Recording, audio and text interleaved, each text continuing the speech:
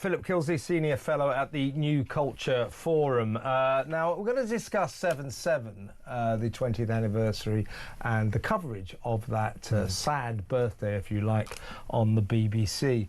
I was kind of alerted to this by the great Rod Liddle, you know, regular guest on this show every Tuesday. Of course, he writes a column for The Sun, Sunday Times, and this one is his new article in The Spectator. I'll basically read out the first paragraph. You're going to get the idea. Off he goes. Did you take part in any of the mysterious commemorations last weekend? The newspapers were full of it, something called 7/7 apparently. I read a long report on the BBC's website about this tragedy, but remained entirely unclear as to who killed the people on those trains and that bus.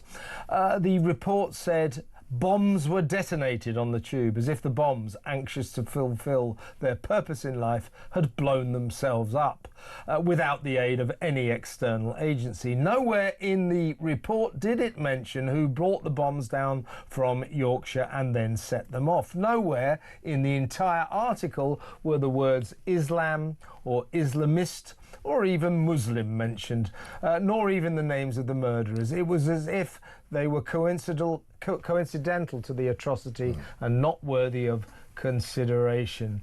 It's extraordinary, isn't it? The BBC is the cheerleader for this strange sycophancy we have towards our Islamic community, our Muslim community. You know, I think, you know, we treat them with respect. Most of them are very good people, no doubt about that. But when the extremists among them commit terrorist atrocities, and by the way, Islamic extremists commit the vast majority of terrorist atrocities all over the world, and certainly in this country, we, Philip, have an aversion to mentioning that. We do. We have one now, and we had one at the time. I mean, like you, I remember this vividly. And the first press footage that I saw of it was Ken Livingstone, who was the mayor then, wasn't he? The mayor of London, yeah. And his first reaction was, let's not blame anyone. Let's not blame anyone.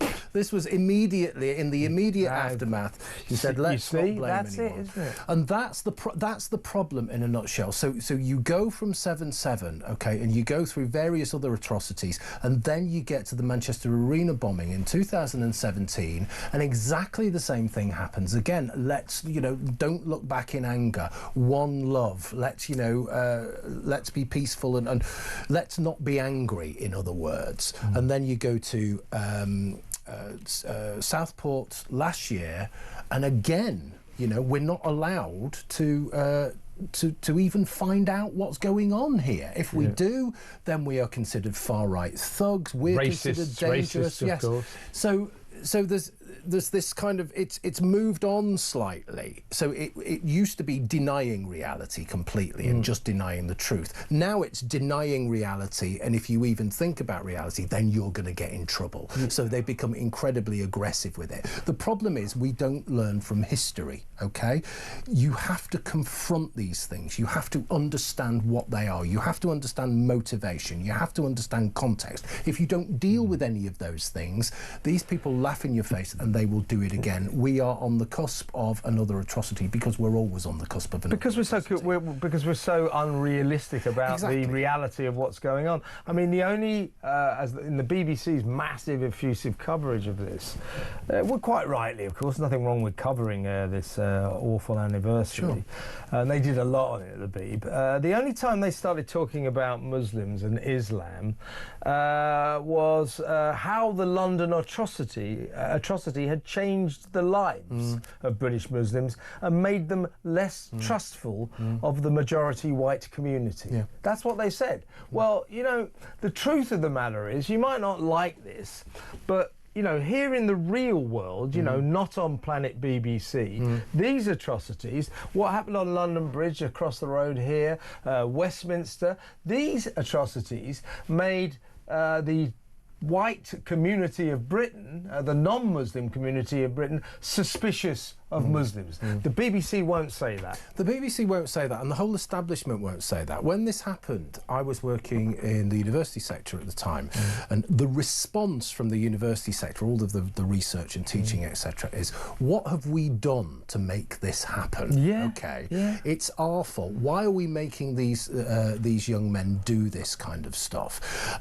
And I just a slight anecdote here. I'd been stabbed the year before in Manchester. Yeah, I was walking home one night. I got stabbed twice, beaten up by a gang of Somali youths, 6 of them, and left for dead. What, for just for walking? money, yeah, for being on their streets. It's not trying to nick your money or anything. Well, they stole my phone and beat me up, dragged me into a park, and left me for dead. Blimey. Now, the point is, that really focuses the mind. But what focuses the mind more... one way of putting it. Well, what focuses the mind more is the reaction that I had. And it was exactly the same. It was, oh, well, why have they done that? It must be your fault. You know, they wouldn't...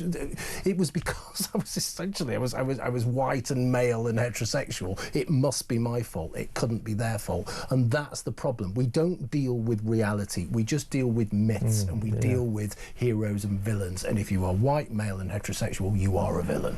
Yeah, nobody's pointing the finger, of course, at the vast majority of Muslims or our Islamic community. But, as I say, around the world, and especially in Britain, the vast majority of terrorist atrocities are carried out by Islamic extremists. That's a fact, and the BBC doesn't want to tell you that. In fact, the only way they want to talk about Muslims in terms of terrorist atrocities is how they affect them. You know, how they make them feel less trustful of the white community, apparently. I'm not sure how they work that out. Meanwhile, of course, Angela Rayner has a working party group committee to secretly redefine Islamophobia and make Muslims the only religion, or Muslimism, the only religion that we're not allowed to criticise or laugh at. Now, that is extraordinary.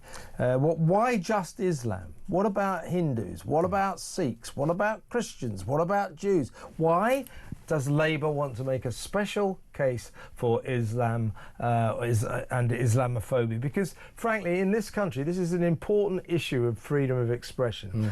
We should be able to laugh at, criticise, say what the hell we like about all religions. If you want to go down this route, you can't just choose Islam. You've got to take all religions, but that would take us back to the blasphemy laws, and we don't want that again. So this is sinister and worrying as well. This is really sinister, because what they're doing here is they're conflating Islam, religion, with race.